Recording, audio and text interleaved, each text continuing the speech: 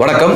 வீடு தேடி மருத்துவம் என்று பிறப்பிற்கு முன்னிருந்து இறப்பிற்கு பின்வரை ஒவ்வொருவருக்கும் தனித்தனியான அக்கறை கொண்டு ஒவ்வொரு வீட்டின் உறுப்பினராக இருக்கக்கூடிய ஹெல்த் அம்பர்லாவின் நிறுவனர் மரியாதைக்குரிய டாக்டர் ஜோஸ்வா சார் நம்மோடு இருக்காங்க. சார் வணக்கம். வணக்கம் சார். சார், இந்த மைக்ரோ நியூட்ரிஷன்ஸ் இல்லாததுனால இளைஞர்களுக்கு என்னென்ன பிரச்சனை வருது, மனிதர்களுக்கு என்ன பிரச்சனை வருது சார்? எல்லா விதமான பிரச்சனையும், அதாவது ஒரு ரீப்ரொடக்ஷன்ல ஸ்பெர்முக்குரிய கவுண்ட் குறையிறதுல இருந்து, ஒரு இன்சுலின் செக்ரீஷன்ல இருந்து, ஒரு உடல் எப்போதுமே சோர்வா இருக்கிறதுல இருந்து, தூக்கமின்மையில இருந்து, இன்னைக்கு என்ன வேணா பிரச்சனைகள் சொல்லலாம். எல்லாமே இந்த மைக்ரோ நியூட்ரியன்ஸ் பத்தாததுனால தான். அதாவது ஒரு வாரம் 2 வாரம் உங்க வண்டிக்கு டீசல் போடல ஓடும், எப்பவுமே டீசல் போடல, எப்பவுமே இன்ஜின் ஆயில் மாத்தலைன்னா எப்படி ஓடும்? அது போலதான் இந்த நுண் ஊட்டச்சத்துக்கள் சிறிய அளவுல தேவைப்பட்டாலும், ஆனா தொடர்ச்சியா மாத கணக்குல வருட கணக்குல நீங்க அதை சேர்த்துக்கொள்ளாத இருக்கும்போது அது இந்த மைக்ரோ நியூட்ரிஷன்ஸ் கிடைக்கணும்னா இந்த ஒரு 5 விஷயத்த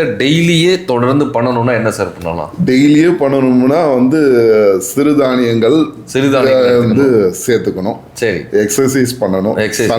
சன்லைட்ல ஒரு 10லேருந்து 3 மணிக்குள்ளார ஒரு அரை மணி நேரமாவது ஒரு வாரத்துல 5 நாள் நீங்க இருக்கணும். இதை தாண்டி ஒரு நான் வெஜிடேரியன் டயட்டுன்னு நம்ம சொன்னாலுமே வாரத்துக்கு ஒரு வேளை ஒரு சிக்கன் எடுத்து சாப்பிட்டுட்டு நம்ம நான் வெஜிடேரியன் சொல்கிறோம். அது நம்மளோட உடலுக்கு பத்தாது ஆக்சுவலாக. ஓகே. ஸோ அது விட்டமின் B12 கண்டிப்பாக டெஃபிஷியன்சியாக இருக்கும். ஸோ இந்த மாதிரி ஊட்டச்சத்துக்கள் உங்களுக்கு ஒன்லி நான் வெஜிடேரியன் டயட்டில் இருக்கிறதுனால அது சப்ளிமெண்ட்ஸ், அதாவது மருந்து மாத்திரைகள் மூலமா தான் நீங்க எடுத்துக்கொள்ள வேண்டிய. இப்ப நாங்க நிறைய கேள்வி வார்த்தைகளா சொல்றது நமக்கு புரியுது. இப்போ கார்போஹைட்ரேட்ஸ் அப்படின்றாங்க, விட்டமின்ஸ். ஆனா இந்த விட்டமின்ஸ்னா என்ன, கார்போஹைட்ரேட்னா என்ன, அது இந்த புரோட்டீன்னா என்ன, இதெல்லாம் வார்த்தைகள்ல கேட்கறதுக்கு நிறைய வாட்டி கேட்டுக்கிட்டே இருக்கோம். அப்படின்னா என்ன அப்படின்றது? கார்போஹைட்ரேட்டுங்கிறது உங்களுடைய உடலுக்கு இயங்குறதுக்கு டீசல் பெட்ரோல் மாதிரி ஒரு காருக்குள்ள எரிபொருள். புரோட்டீன்னா உங்க மசிலுக்கு உள்ள அந்த புரதம். இது ரெண்டும் ஓகே. இது இல்லாத நுண் ஊட்டச்சத்துக்கள் தான் விட்டமின், மினரல்ஸ், கால்சியம், செலினியம், சிங்கு, இது போன்ற இதெல்லாம் சின்ன சின்ன லெவல்ல உங்களோட ஒரு ஸ்பார்க் பிளக்கா இருக்கலாம். இந்த மாதிரி சின்ன சின்ன இது எல்லாம் ஒரு காரோட ஜன்னல் கண்ணாடியா இருக்கலாம், ஒரு விண்ட்ஷீல்டா முன்னாடி உள்ள இதா இருக்கலாம். இது போன்ற எல்லாம் சேர்ந்ததுதான் ஒரு கார். இந்த மனச்சோர்வாக நிறைய பேர் இருக்காங்களே சார், ஏதோ ஒரு காரணத்தினால ஒரு டிப்ரெஷனுக்கு போயிடுறாங்க, இல்லை ஸ்ட்ரெஸ்ஸுக்கு போயிடுறாங்க. குடும்ப ரீதியான பிரச்சனைகளாக இருக்கலாம், அலுவலக ரீதியான பிரச்சனையாக இருக்கலாம், இல்லை ஏதோ வாழ்க்கையில் காதல் தோல்வியாக இருக்கலாம், ஏதோ ஒரு வகையில் வாழ்க்கையில் பண ரீதியான தோல்வியாக இருக்கலாம். டிப்ரெஸ்டு மோடுக்கு போனவங்க தங்களை மருத்துவத்தின் மூலமாக கொண்டு வந்துட முடியுமா? அதாவது மாத்திரைகள் சாப்பிட்றது மூலமா அப்படி ஏதாவது கொண்டு வந்துடுறதுக்கு வாய்ப்புகள் இருக்கா? 2 விதமான அணுகுமுறைகள் இதில் உண்டு சார். ஒன்று இதெல்லாம் பிரெயினில் உள்ள நியூரோ டிரான்ஸ்மிட்டர்ஸ்ன்னு சொல்லுவாங்க. செரட்டோனின், டோபமின், காபா, இது 3 உங்களோட மூளையோட மூடு, அதாவது மனநிலையை ஹேண்டில் பண்ணக்கூடிய ஹார்மோன்ஸ். இது உங்களுக்கு தேவை. இது பற்றாதப்ப உங்களுக்கு மனசோர்வுகள் கெமிக்கல் ரீதியாக, அதாவது என்சைம்ஸ்ன்னு சொல்கிறோம், ஒரு வேதியியல் மாற்றங்கள் நடக்கிறதுக்கு என்சைம்ஸ்ன்னு சொல்கிறோம், ஒரு கெமிக்கல் ரியாக்ஷன் நடக்கிறதுக்கு அங்கே கேட்டலைசஸ்ன்னு சொல்கிறோம். உங்களுடைய மனநிலை ஒரு சீராக இருக்கிறதுக்கு இந்த மாதிரி சில செக்ரீஷன்ஸ், அதாவது காபா, செரட்டோனின், டோபமின் எனக்கூடிய தேவை. இது பற்றலை, உங்கள் உடலுக்கு போதுமான அளவு இல்லை அப்படிங்கிறப்ப அது மருத்துவ ரீதியாக அதை சப்போர்ட் தேவைப்படும். எல்லாருக்குமே இருக்கக்கூடிய ஒரு மித்து சார். இப்போ கேட்க போகிற கேள்வி ரொம்ப ரொம்ப முக்கியமான ஒரு கேள்வி. ஒரு சோர்வாக இருந்தால், மன உளைச்சலாக இருந்தால், புண்பட்ட மனதை புகை விட்டு ஆத்து அப்படின்னு ஒரு பழமொழி வச்சுக்கிறாங்க. நம்ம ரொம்ப டென்ஷனாக இருக்கோம், அதனால தான் நான் போய் ஸ்மோக் பண்ணுறேன். டிப்ரெஷன் ஆகிட்டேன், அதனால தான் நான் போய் குடிக்க போகிறேன். இன்னைக்கு மட்டும் குடிச்சிட்டா நான் இந்த டென்ஷன்லேருந்து நான் ரிலீவ் ஆகிறேன், இந்த பிரச்சனைலேருந்து ரிலீவ் ஆகிறேன்றதுக்காக நான் கொஞ்சம் ஆல்கஹால் எடுத்துக்கிறேன். அதுக்கப்புறம் சில பேர் சொல்கிறாங்க, ஒரு நாளைக்கு 2 கிளாஸ் எடுத்துக்கிட்டா உடலுக்கு ஆரோக்கியம்னு டாக்டர்ஸே சொல்கிறாங்க. அப்படிலாம் வேற சொல்கிறாங்க. இது உண்மையிலே சாத்தியமா சார்? சார், ஆக்சுவலாக மனித மனம் தற்காலிகமான தீர்வுகளை தேடுறதுல தேர்ச்சி பெற்றது. நீங்க ஒரு இன்னைக்கு எது உங்களுக்கு தற்காலிகமான சந்தோஷத்தை கொடுக்குதோ அதுதான் பிற்காலத்துல வந்து பெரிய பாதிப்பை கொடுக்கும். எந்த விஷயமும் ஆரம்பத்துல அது ஒரு உடற்பயிற்சியா இருக்கலாம், ஒரு டிசிப்ளினா இருக்கலாம், ஒரு மன கட்டுப்பாடா இருக்கலாம். ஆரம்பத்துல எதெல்லாம் உங்களுக்கு கஷ்டமா தோணுதோ அதெல்லாம் நீண்ட காலத்துல உங்களுக்கு பயனுள்ளதாகும். ஆரம்பத்துல எதெல்லாம் ஈஸியா இருக்கும் இன்னைக்கு 20 வயது 25 வயதுக்குள்ளார நீங்க அந்த விஷயத்த அச்சீவ் பண்ண வேண்டியதை ஒரு 30 வயதுன்னு வைத்துக்கோங்களேன்.